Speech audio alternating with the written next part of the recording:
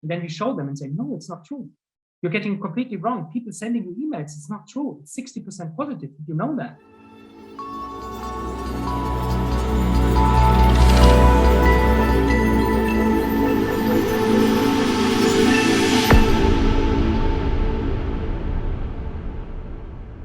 I'm super happy to be here. All of you know that we record this session, that nobody has a problem with this. We have to state this in the beginning. So yeah, very, very warm welcome from my end to this session on sustainability and consumers leveraging AI for measurable insights. This is what this session will be about. I'm looking forward to a lot of discussions, questions with you guys.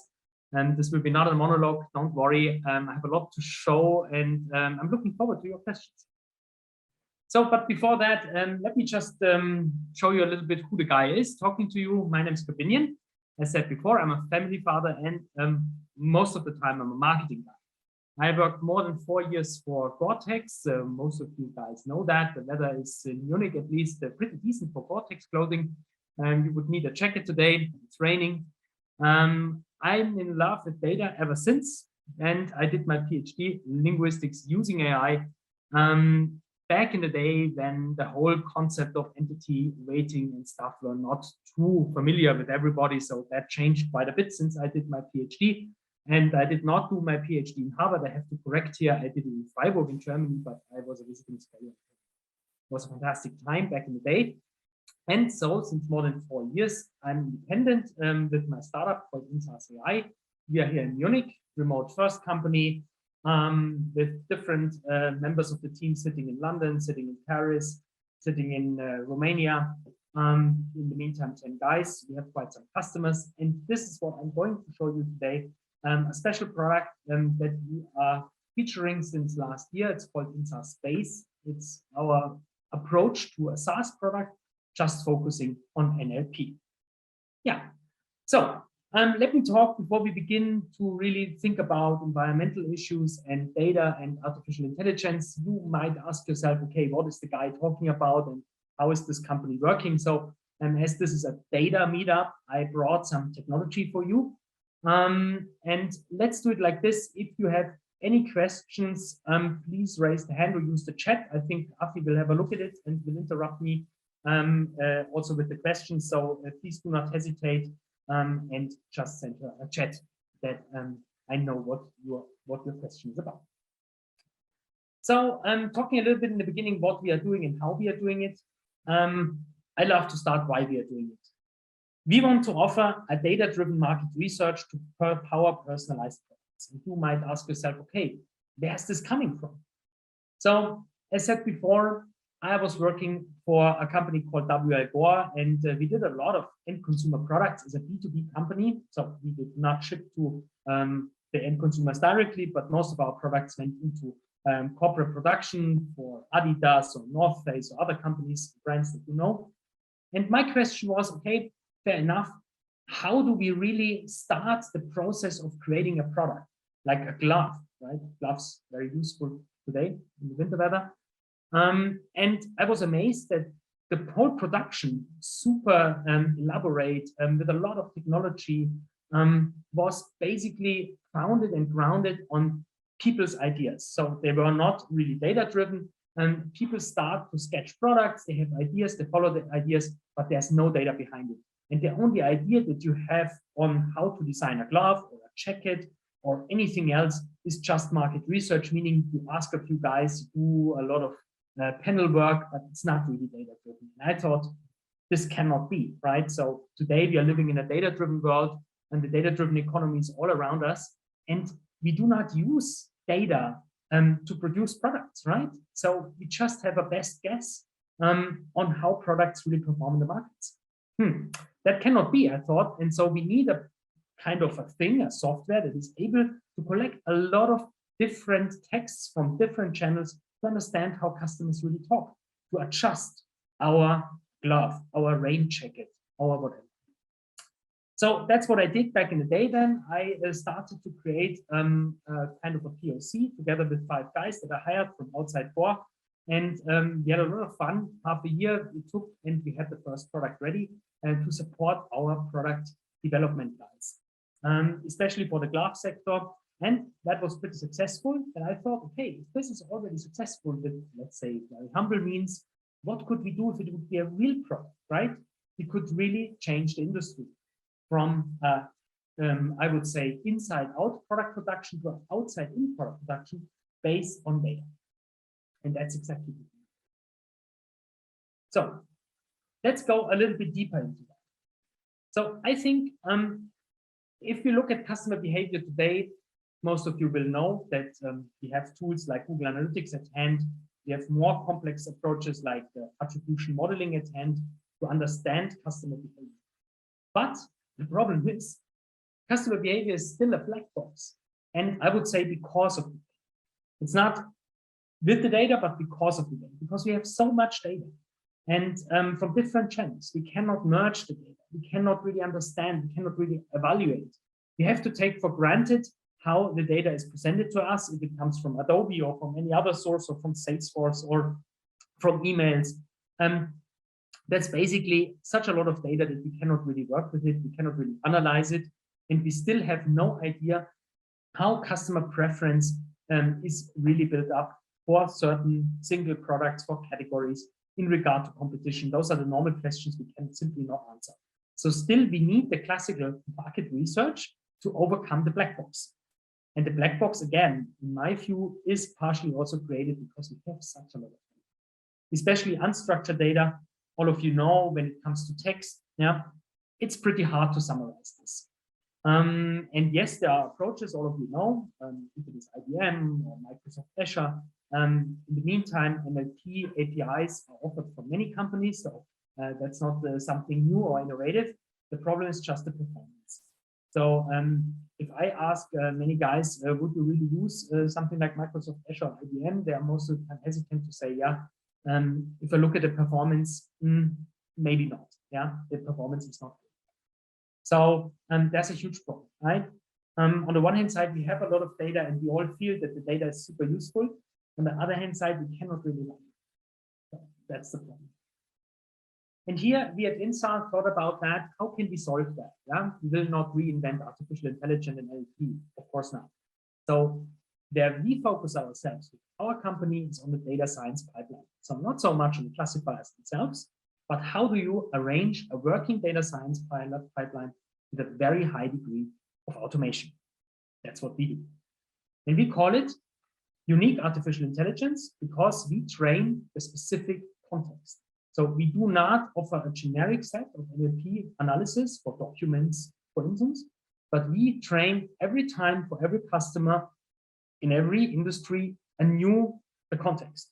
So meaning we have our own training set, we have our own annotation, and we are focusing very much on how customers talk in a specific setup. For instance, insurance or consumer products or health industry. Like this, we are able to come up with pretty good results in comparison to other approaches. Of course, with the negative issue that we have always to retrain. So meaning the scalability of our approach is limited. That's the downside of it. If you have any questions, please shoot. So this is our approach. And now I want to show you a little bit, as I talked a little bit about the approach, how do we really work in detail? So one source or one key to success, I would say, are the various sources of information. So nowadays, it's not enough to analyze simply reviews. You know, there are review analyzing engines in the market. That's also something that is not really new and innovative. But the reviews themselves as a source, in my opinion, are most of the time not enough to make something out of it. So meaning you have to mix the information from various channels. For instance, from blogs, reviews, panels, social media. And here, if you look at the left side, we are focusing on the external data sources, meaning we crawl the web, but we are not focusing on the short texts. So we are not so keen to have the social media snippets or the Twitter links. That is not so interesting to us. We are mainly looking at long texts, complex texts, like blogs and forums. That is super interesting to us, but also panels, and even market research is also very interesting for us. If there are open questions, for instance, what do you like most about our product, right? And then they have to say something, so there's no choice or anything else. On the other hand side, we are pretty successful to merge what we see in the public web with internal. For instance, surveys, ERP, tickets, emails. So meaning everything that is in the company related to service, hotline, or customer communication. And now the nice thing is, if you merge both of those data lakes, I would say, you see that most of the time, the public opinion differs a bit from the internal opinion. Of course, right?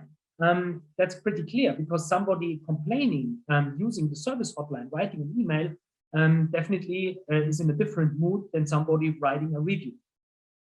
So this is understood. So meaning what you can do, if you have different touch points where customers talk and express themselves in written form about the product and the service, then you have a kind of a customer journey. And that's pretty interesting, even not focusing on the single person. So obviously, due to GDPR, we are not focusing on the name or surnames of users, but we're focusing completely on the topics. So meaning we can build a customer journey, basically focused on the topics instead of the single individuals talking, complaining, or being excited about products. And that's something that's pretty successful. This is what we do. Now a little bit more into detail. I don't know if some of you know or are familiar with the Aksa approach. Aksa is something that is definitely something that's coming along with BERT, Roberta, and all the models coming from Google in NLP space. So meaning what we do is not only doing a sentiment analysis of a text, that's not too interesting for us. What we want to do is an aspect detection and phrase detection in combination with coarse-grained aspect typing and fine-grained aspect typing, meaning we want to know what people talk about and what the sentiment is, especially towards those keywords or phrases. Like in this case, in German, yeah, I have a problem. I want to be in touch with you, and that works pretty well. And the employees are pretty friendly. So we are much more interested in how the single phrases and aspects are weighted by sentiment instead of weighting a complete text. That is not too interesting, and we don't think that this brings a real value, because you do not want to know if the text is positive or negative. You want to know exactly what are the aspects that are positive or negative. So that's in a nutshell how we work. This is a little bit the secret of what we are doing. And going forward, now showing you a little bit how this works out. As I said, we are focusing completely on the data science pipeline. So we take the text from various inputs. Those are forums or blogs, records, emails, whatever. It just has to be text. We are looking into data cleaning, obviously, as you can understand, especially when you handle emails. You have to do a lot of data cleaning. That's header, footer, topics, and issues. For all of you who are into NLP, you will know about that. It's pretty intense. And if you use public records, you have to really be good with crawling and not to have a lot of noise in the data. Then comes the second layer, which is obviously very important, is the GDPR compliance. So we do filter all kinds of names, surnames, dates, meaning all identifiers. We are not really interested in those informations because we do not use them for our analysis. So it doesn't matter too much. Then, of course, the key is the linguistic summarization, tokenization, lemmatization, and this is our sweet spot. This is where we have our focus on, clearly in relation to what I showed you. As said, we are taking over the training sets, meaning we create a relatively extensive set of training sets. We have a large team of annotators that are working only for us. And we have our own software to annotate the texts, multidimensional, as well as in regard to performance criteria. So we have also our own performance dashboard on the annotation itself. So meaning we are looking at the rating and the quality of rating of each text. So we do not simply annotate text and throw them into machine learning. We have our own quality score and take only the results with the highest reliability in the annotation process for a further training of artificial intelligence. So this is a little bit different, right? We are not working with external sets. We are not taking everything that is annotated. And back in the day, we started, of course, like that. I think like everybody does it, right, with Excel, and then you annotate and take everything for annotation. Nowadays, it's fully automated and it's a part of our data science.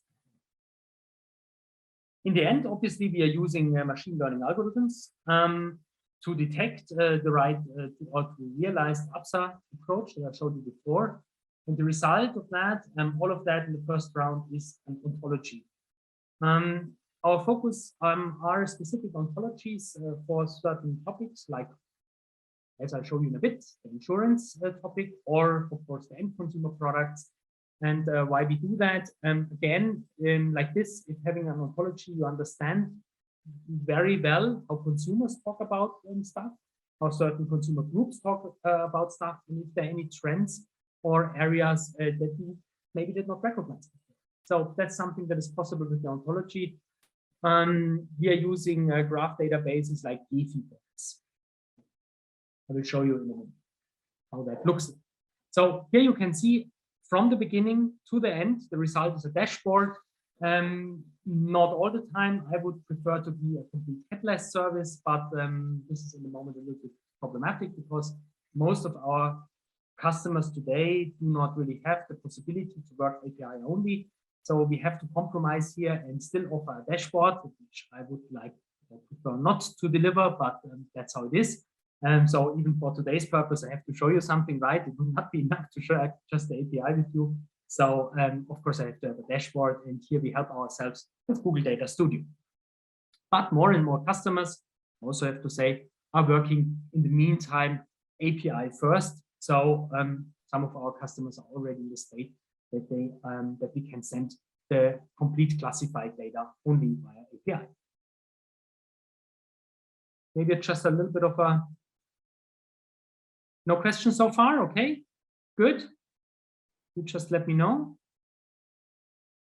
Just to show you for completeness how we do the high volume annotation here, that you have a little bit of an insight how that looks like. We have our own interface, and I'm sure if you're into NLP, you know the classical interfaces like Prodigy, for instance, and you would have had for sure a look at Prodigy. So it's pretty similar what Prodigy offers, and I have to see this is the old version. We have in the meantime a new version of Insaas.ai.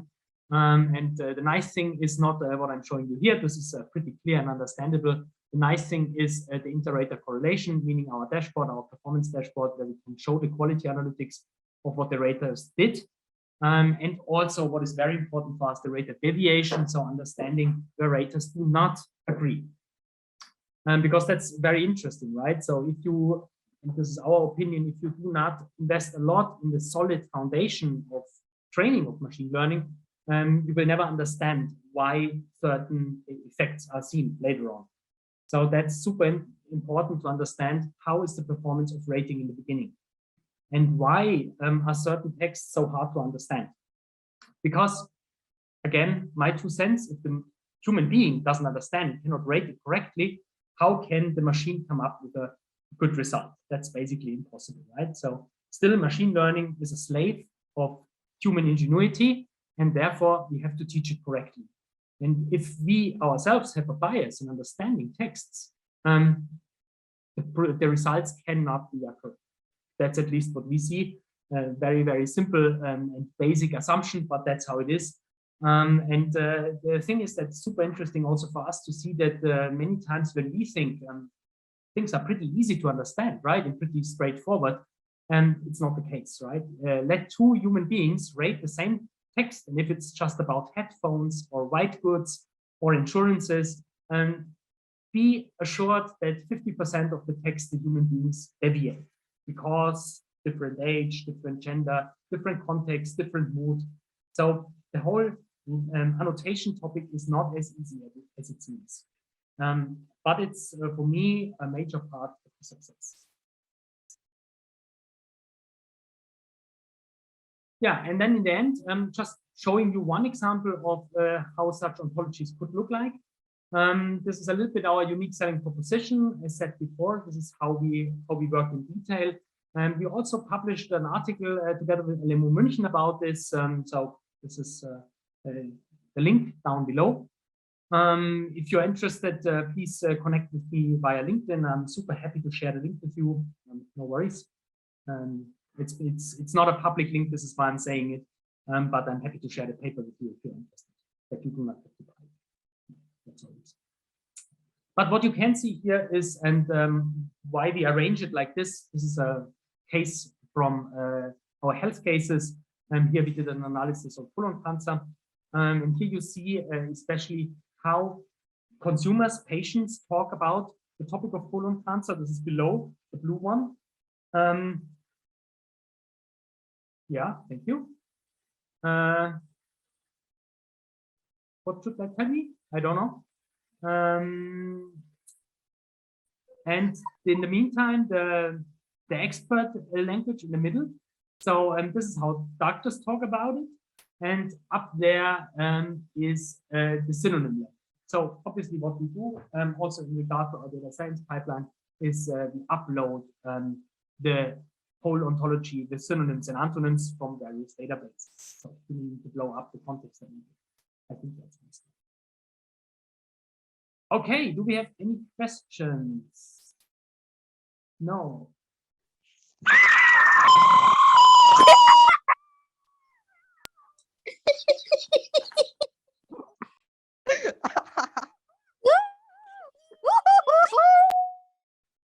Okay. I think it got hacked. Could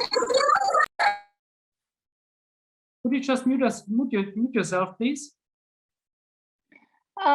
Zoom communication just take us that somebody share our Zoom link in the public, I think, and they think we got hacked or something. I don't know. So just give it a minute, just expel this person. We just got hacked. That's just some weird people. Okay. Just give it a minute, I think. Let's wait a minute. Yeah, can one of the hosts like get rid of this person?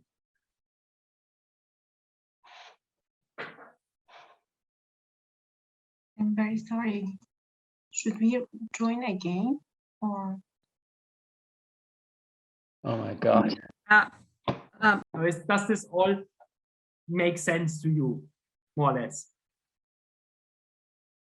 Okay.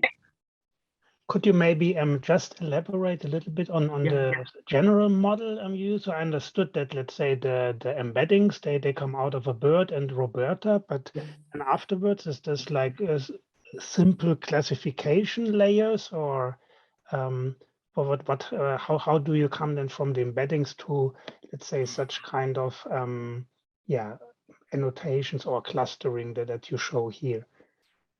That's a little bit the secret. Okay. How should I say not to because honestly, as you all know, so the algorithm itself, all is open source. That's not the secret. Right? So everybody can do that. It's pretty easy. But how do you assemble it? I think that's the secret, right? So let me just say as much as that we are starting with classical deep learning to understand basic patterns. Those patterns are used to train already context specific, to train the whole context as much as possible in the first iteration normally, and then we reiterate, also quite clear. And then we have various algorithms to really, machine learning algorithms, and obviously supervised learning, to really understand the context and realizing the Aksa approach. So mapping basically keywords and phrases to the sentiments. I'm also quite honest, we are redoing now our approach. This is the third year basically, so it took us quite a time to get there at all. And since 6 or 7 months, we are working with one approach, with a special weighting approach. So not all of that is machine learning, to be quite honest. There's some statistics as well involved, right? But we were not too happy in the last 2 months with the results of that approach. So we are recalculating and reshaping the approach in the moment completely. So all of that is a little bit in the flow, right? How you assemble certain weighting factors with the classifiers. And what we see now, and that's maybe the most interesting thing, it depends very much on what you want to see. So with the whole thing, with the whole data science pipeline, and that is kind of also a very interesting insight for myself, right? Because I would not have thought that when I started 3 to 4 years ago. You have to know what you want to see up front. And that makes it even more complicated, right? So you have to, I'll give you an example because that might be a little bit hard to grasp.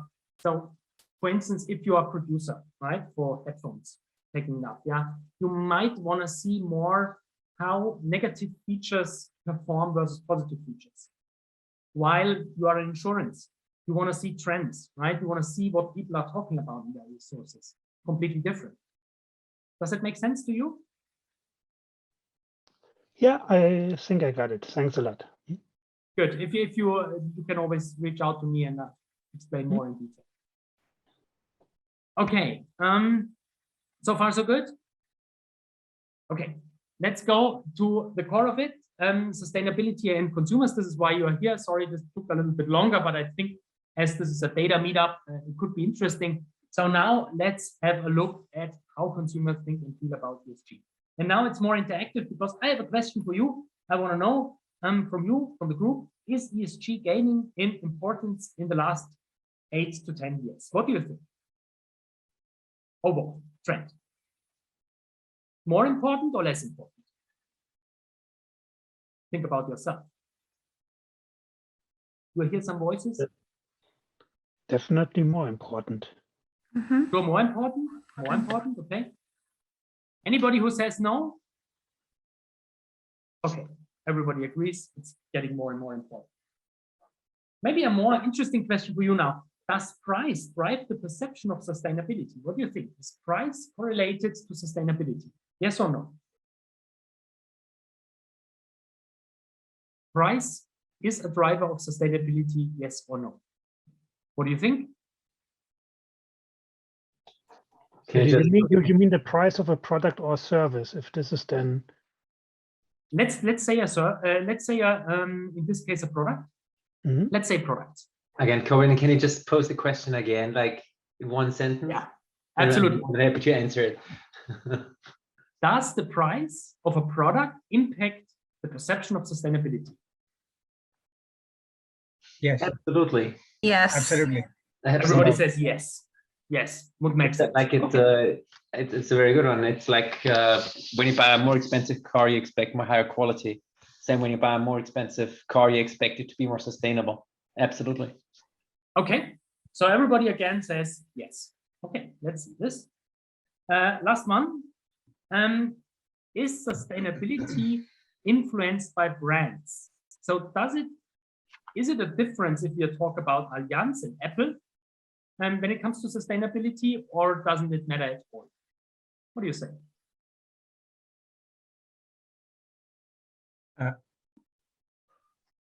Pardon, can you repeat the last part? Yeah, is brand a factor for the perception of sustainability? Yes or no?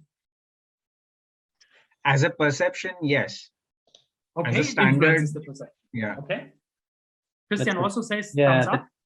That's what I like when it's really interesting when you look like outdoor gear, you know, like an industry you're really familiar with. When you look at what's currently happening at the Patagonias and Dynafits and North Faces of the world, it's just incredible what they're trying to do at the moment.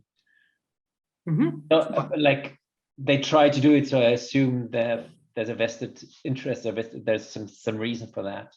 At least big brands think there is. Okay, fantastic.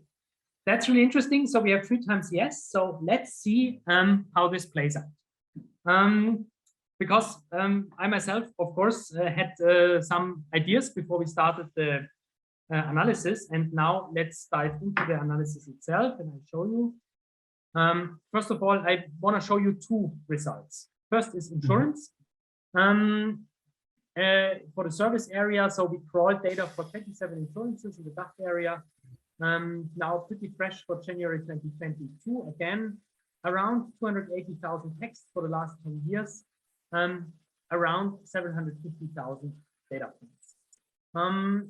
To make it a little bit more tangible and not just to look for basically ecological, recycling, green, bio, whatever keywords, we kind of clustered the whole analysis, and this is what we will see in a minute. So we have the ESG cluster, obviously, phrases and keywords around this.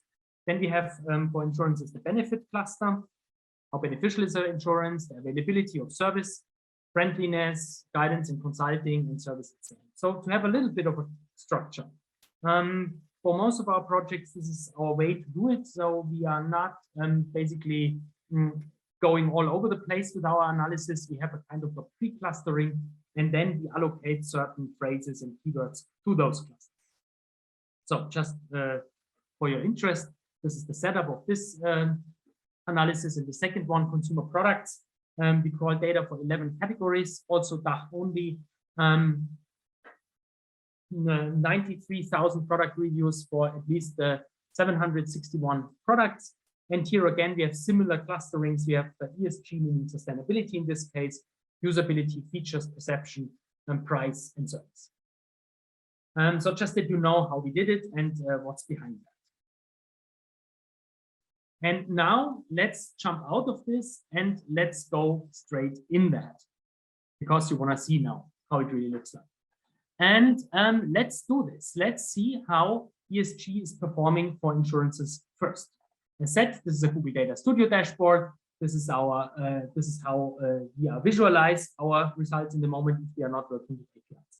And the interesting thing is, I do show you just the data since 2018 now, but we have it for 10 years, that we have a negative trend for ESG. I think this is super, super interesting. I would have thought I see something completely different, but no. If we now select all insurances, all 27, we have a negative trend. So at least a stable trend. And now let me explain you a little bit, because the next question would be, yeah, Christian, in a minute, just a second, because your question would be, yeah, what is that one here? What is this graph? I don't understand it. So let me explain you a little bit. The x-axis, I think, is pretty easy to understand because it's time. But the customer centricity intensity is maybe now more interesting for you. So what is that, what you see here? That's basically a combination of sentiment and volume. So we are not showing only positive perceptions here, like EO is great and recycling is great or something, but we show also the intensity, meaning the volume in certain mentions, so that you have a combination of several factors to come up with the real intensity. And the intensity can be negative. So, Christian, do you want to ask something? You're on mute, I think. I'm just honestly, I'm just curious, and as we're just like, I'm just curious to understand the chart. If you were to summarize that in one sentence, what does this chart tell us? The x-axis is clear, but the y-axis, I have to apologize, might be my lack of education, but I think no, I'm not getting it. Just summarize in 1 second, because I think this is really mind-blowing, really interesting what you say. But so what you see here is basically over time, a graph over time that shows, first of all, the mentions. So how many mentions do we have over time? That's very plain simple. Mixed with the sentiment. If it is positive, like an outlier in this direction, or negative in the other direction. This is what you see here. Does that make sense, Christian? Yeah. So, yeah. But if you were to explain to a client, you know, you make this analysis and you go to the CEO or or the CMO of an insurance company, and you say, hey, we're really cool, we really can generate great data. We found ... What did you find in this chart? And because I really don't understand. I show you in a minute. Okay. I show you in a minute. That is coming. Okay, because now, as you can, Christian is absolutely right. Thanks. He would say now, wow, that's interesting, but sorry, I cannot take anything as an insurance company. That's correct. Let me get that. One thing I wanted to show you before is that one. That is also interesting, because here we see now very clearly the shares of voice, right? How many people in volume talk about ESG? And of course, it's a really minor share. Yeah? People do not talk a lot about ESG in regard to insurances in general. So ESG is a nice topic. For insurance is super important. For consumers, not so much. So now let's go to the thing that Christian just fairly mentioned and said, okay, fair enough. We showed this to Allianz, and Allianz says, fine, I don't care. let's make it relevant for Allianz. And now let's say, okay, why not? Let's take Allianz. And let's see. And now, interestingly enough, it's getting really interesting because we see a complete different scenario here. Sustainability shows a positive trend, quite to the comparison. And we see that Allianz obviously is doing something correct because they have positive mentions here in comparison to the general trend of all 27 insurers. So that's something that already gives us a kind of an idea. Okay, in Allianz, thumbs up, we are doing things right in comparison to other insurances. So now what we can do with this dashboard here, and I have to admit that this is now a limited version of what we are able to do, obviously, as you understand, right? So we have a bigger version behind which we show only to customers, but that wouldn't make a good meetup because I cannot show customer data, so I have to help myself. And now comes the interesting part, because now you could click on all of those different topics. And those topics, we are aware this is just the keywords for Allianz, not general keywords, and they are not pre-selected. So meaning obviously service, for instance, is a a minor topic in comparison to Abwicklung, meaning liquidation. So the interesting thing is, without boring you to death now and clicking everything, is that if you correlate now one step further into service, the result gets even more positive. And that's the interesting bit of that. This is what we presented to Allianz to say, okay, if you correlate this now to certain aspects, then it's getting interesting. Meaning, consumers from Allianz expect paperless services, WhatsApp instant communication, all of that things that are really ESG bound in the mind of customers, but not ESG finance products. And that's an insight that Allianz can work with. Christian, does that make sense to you? Yeah. So that's the, let's say that's the core. That's where it's getting really interesting. And now, obviously, you ask yourself, yeah, well done, but how is it with other insurances, right? So maybe all of them perform very positive. Not really. Let me just show you. Going back, we are all calculating everything in real time, just that you know, so it takes a little bit, even if it's BigQuery behind it. But now let's go to my friends at Ergo. Ergo is also a nice case, lots of data behind it. And let's see how Ergo is performing. Takes a little bit. And here you see, by the way, yeah, the whole results since 2014. So now, do we have Ergo? Yeah, exactly. Now we are here, and you see Ergo performs very bad, right? So Ergo has also a lot of initiatives, but obviously, and that's the interesting thing, is if you compare Allianz with Ergo, consumers do not recognize the efforts with Ergo. They don't. And I don't know why that is. Obviously, I'm not working with Ergo. I don't have any relations to them, so I cannot find out. I'm very sorry for that. But not doing good in this area, right? I'm also having some serious issues with product quality. And you see here the red part, right? Pretty red. Now, somebody who's really also doing good is Aksa. Aksa is doing also very good. That's very interesting. Really few negative sentiments here on the topics. And the interesting thing is, and that is what I found out when I did the analysis after, we have always a very strong correlation with service and ESG for the good performing insurances. So meaning one could say, if an insurance doesn't understand that service is the key to sustainability, they will fail. And that's the interesting thing what we can see out of 280,000 records. So far for you? You're fine with this? So of course you can play forever with this, right? You can now select, change the time frame. You can also go into single insurances. Not for all of the insurances we have enough data. Also to make this clear, we have here a time series chart behind that, and just to make it more tangible for you guys working with data, because you might ask, yeah, okay, but please show us the data that's behind it. And yes, we do. Normally, just as an add-on, we also show the standard deviation for all dimensions we are offering in an analysis, meaning if you are a customer with us, you see the standard deviation for all dimensions. And we think that this is a nice add-on to precision and recall metrics that you're used to as a data scientist. You see precision and recall against the whole task. That's nice, but we put something on top and show the standard deviation. And here you see pretty nicely, you can play with the data. You see ESG, again, Christian, for you, how many mentions do we really have, right? Does it make sense? To all kind of discussions. Pretty easy task, but I think it's a hygiene factor to really show what's behind it. You can build up this.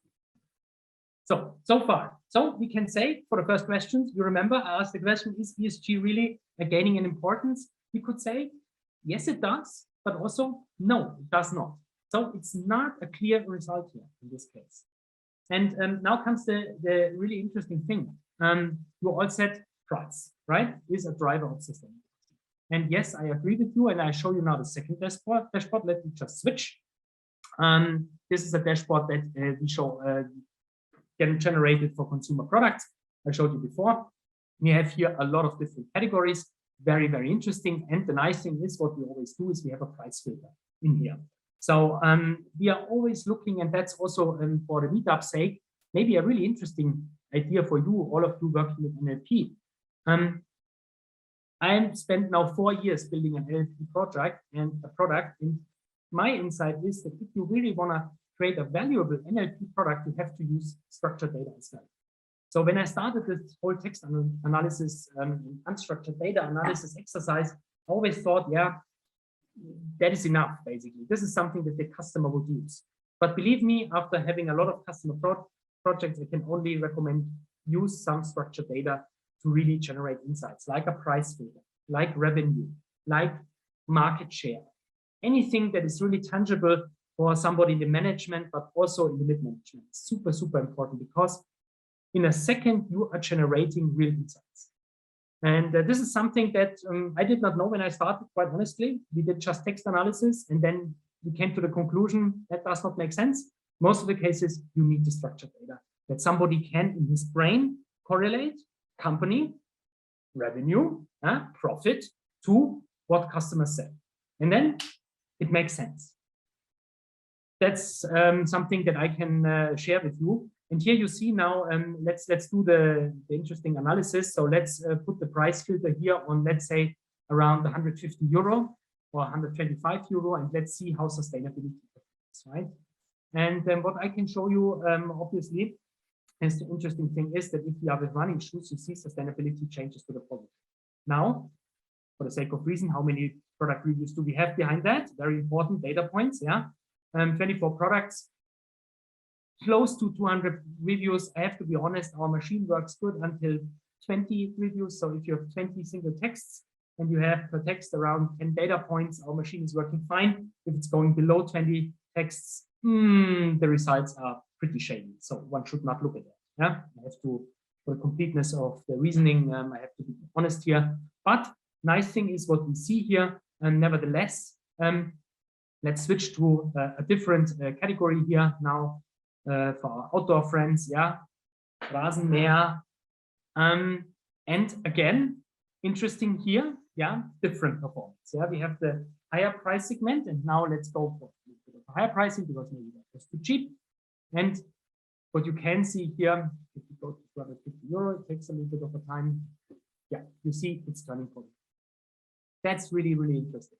So for most of the categories, you are absolutely right to say price influences sustainability, meaning if a product is more expensive, consumers expect it to be eco-friendly. That comes with the price. Other way around, if it's a cheap throwaway product, people don't care too much. Yeah, but not for every category. Super interesting.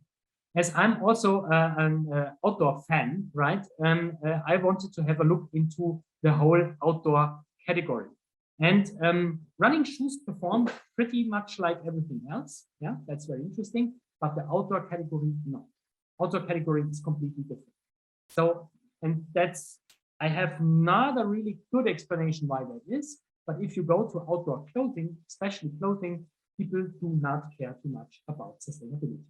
Which kind of coming from Bohr, yeah, and still being very much affiliated with Vortex, it hurts me a little bit because I think the sustainability, especially for outdoor clothing, would be pretty important, but it's not the case, right? Not what we see in this analysis.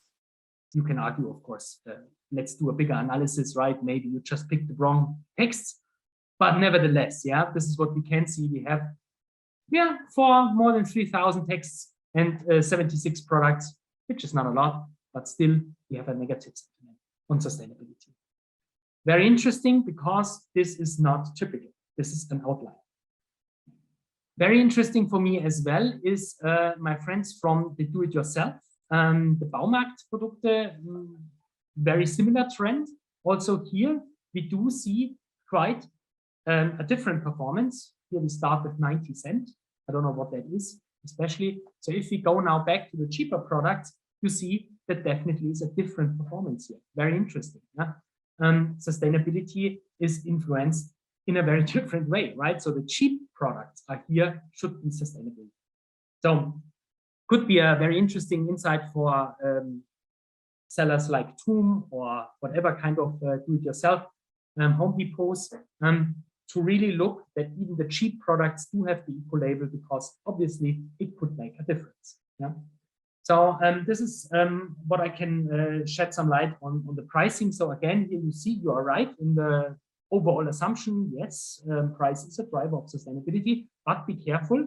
It really depends on the category. Yeah. And that is something that is super, super interesting to me. Any kind of questions here?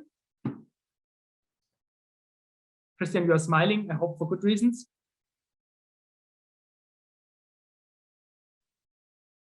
I just love it. I just love data. And actually, but on a very personal note, I might approach it some other stage. I'm just being like, I'm getting very frustrated about this entire issue of product reviews and the 5 stars. And if, for example, your mailman stole your product, suddenly you get a 1-star review, which doesn't have anything to do with the quality of your product, and all those questions, which I think is your daily business.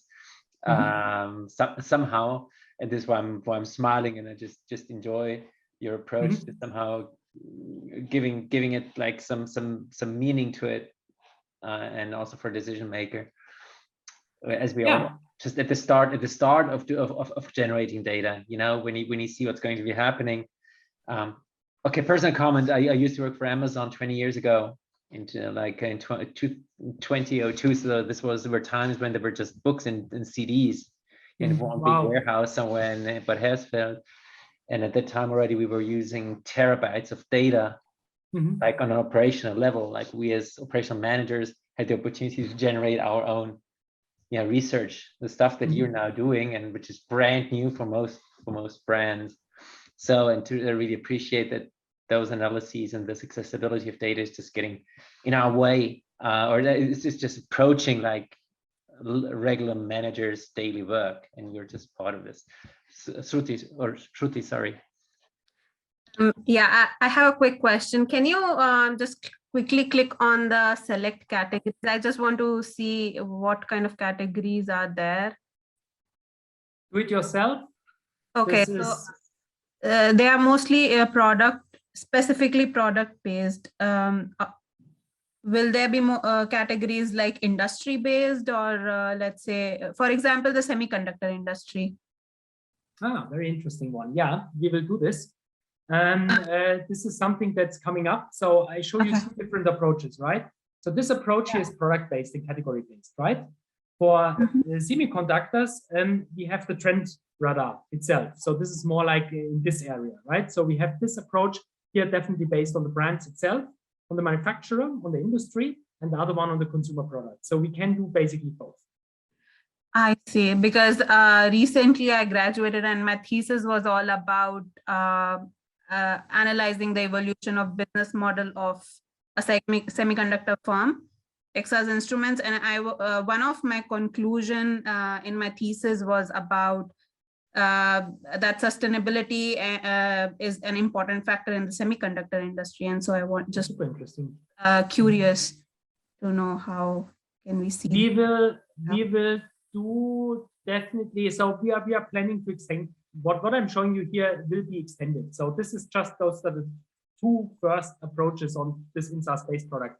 We are starting a collaboration in the meantime to more, let's say, to enhance this product that is pretty much basic in our mind still. And we will do more analysis coming up. We will do an analysis on the metaverse and on NFTs, more finance, but we will do something on energy and mobility as well. So Shruti, this could be interesting for you in the future, especially the whole topic of electric energy, but as well as the Brennstoffzelle. I'm missing the word. I'm sorry. Can somebody help me? Brennstoffzelle in English? No. Have to look this up then. Maybe somebody knows it. And so, but nevertheless, we are doing Fuel this. cell. Yeah, Christoph put it in the chat. Amazing. This is what we will work on, because we are looking forward to connect basically the approaches. So, Shruti, going back to this, why we are doing this, because in the end, the interesting thing for us is to connect the ontologies. So meaning what we can do already is we can connect basically running shoes with insurance. You say, okay, running shoes and insurance, that does not make a lot of sense, right? But there are connection points. For instance, in the health sport, right? Being fit, use your running shoes, right? Health insurance. So that's, of course, the future approach, to connect ontologies and to see where topics overlap. So the same for you, like semiconductors and sustainability. On the first hand, you would say, okay, that doesn't make a lot of sense. But then you say, no, it makes sense, because there are certain topics where everything is connected. And another linking topic was about that couple of semiconductor industries, especially if you look at Infineon, they are promoting sustainability practices and are trying to be more, and that's their value, has become a value proposition. However, other semiconductor industries are not doing the same, but at the same time, semiconductor industry produce most, they are being questioned about the practices because they are the important reason for the pollution in the environment. A lot of factors in place. So would be nice. What's the impact factor, or what's impacting which factor? Yeah, that's something that we show in deeper analysis. We call this weighting factors. This meaning that you have different kind of filters to, let's say, apply a brand filter, for instance, to say, okay, I'm weighting brand very high. What's happening to sustainability? Or I'm applying a product filter, or I'm applying a certain channel. And then you see how the sentiment is going up and down. That's obvious, very interesting. Because maybe, like you see here, maybe this is public feedback, right? Who tells you that Allianz gets the same feedback when they look into hotline? Nobody tells you that, right? It could be completely different. That the same consumers talking in the public web have a completely different opinion when they call the hotline and say, you are not sustainable at all. I'm very sorry. Not going to work out because you are sending contracts in paper form and stuff. And there is another value, a value that I unfortunately cannot show you, because it's confidential data, but that's a real value to see how service topics, internal topics perform versus the outside perception. Then you are getting some tangibility for management and can take some actions. Any other question? Thank you. You're welcome. So the last question, maybe also what we see here, and this is something that you have to believe me a little bit, is that brands, yes, do influence heavily the perception of sustainability. That's really interesting. So sustainability and ESG in general, you guessed it already, is a big driver for brand perception. The interesting thing is you can go as far as to say that the service dimension, even if you have a poor service, you can basically make it up if you are sustainable. Sounds a little bit crazy, but it's nevertheless true. This is what we see in our analysis. Companies who really perform on sustainability have a big credit with consumers. A huge credit in comparison to other companies who don't. Where you say, okay, the hotline does not work, or the contract never arrived with me, or the product broke immediately, then it's not sustainable even done. So we can see here basically how such a soft topic like sustainability is creating brand equity on a general level. which I think is pretty interesting. What I showed you so far, we see, okay, still sustainability has a very small share of voice for all the topics consumers have, but nevertheless, it's a very pivotal, important factor. And that's the interesting thing. And this is what we want to do. This is what we want to find out with our analysis, to really go into the details, to really show the impact of a topic. I don't have, understand me right, I don't have anything against market research, right? I like polls, I like surveys. I think it's super valuable. Companies should do market research, right? Like we did. Nothing wrong about that, but it's not enough. That's what I would like to say in the end, right? That you need complementary ideas, complementary approaches to come up with better solutions to assist market research, and not to have only 50 to 100 surveys or even 1,000 surveys when we could have 280,000 tests. That's of course something else. Yeah, so coming to the end, just the last slides, as you can see. So this is what I showed you. This is those are the insights, some of the insights, what I could show you. And maybe the last thing that is also interesting for you, the star rating does not match the sentiment of written feedback. This is super important, and we see this with many customers. So star ratings and NPS does not match the written feedback. Why is that? Because most of the customers we are working as, they say, yeah, if people write something, it must be bad. If people use our service hotline, it must be bad. And then we show them and say, no, it's not true. You're getting completely wrong. People sending you emails, it's not true. It's 60% positive. Did you know that? So why it's positive? Nobody would write us if they would just not complain. I say, yes, that's true. That's human behavior. Because especially in Germany, and that's really interesting, nobody only complains. Very few people, you have to be really, really angry if you just only complain. So meaning most people package the message into, I really like Allianz. I'm a customer of you for more than 15 years. You are nice insurance. I love your logo, whatever. But you did not send me the contract. And if you do not send me the contract, yeah, I will give notice. This is how people interact. And now it comes back to what I told you before. This is why the Aksa approach is so important, because the text contains a lot of complex messaging or even complicated messaging. And though, therefore, it's not enough to relate on NPS and star rating, you have to have the real beef. And the real beef is the text, complex messaging. Thank you very much, Christian. See you around. And in the end, just to see also something that is really now the very end, to see what we are doing in statistics, and we do some driver analysis, also really nice, what you can, if you apply now a classic statistical method to what we do, very, very interesting. You can see the question answered here, what does Allianz, especially Allianz, have to do to get a 5-star rating? And what they have to do, very interesting, they have to be friendly. That's the most performing dimension for Allianz. And as you can see, ESG is nice, but basically not existing.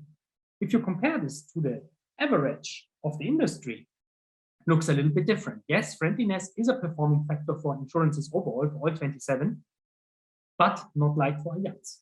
And that's the interesting thing. Like, look at service, look at how ESG is developing over time. So I love those driver analysis. And this goes back to what I told you before. So if you're able to mix the analysis of unstructured data with structured data, that's the real core value. And I'm absolutely convinced that all products we will see in data analytics will mix unstructured and structured data. Okay, that's it. 6 o'clock. Thank you so much for the discussion. And thank you so much for engaging questions. That was really fun. I hope for you as well.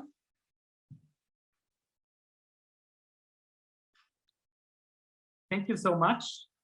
Thank you so much, Afi, for having me. Thank you so much. It was super insightful. And I guess you will also share the slides with us, right? Correct. Yes, I will. I'm happy to share the slides. Everybody, please connect me on LinkedIn. I'm super happy to stay in touch with you, answer more detailed questions. It was a great pleasure for you being here. Thank you very much. It was really Thank you. Lots of learning. And we shared the video together with the slides with our community, also the people who couldn't join. Thanks again, and have a great evening. Take care, everyone. Thank you. Bye. Great. Bye-bye. Ciao, ciao.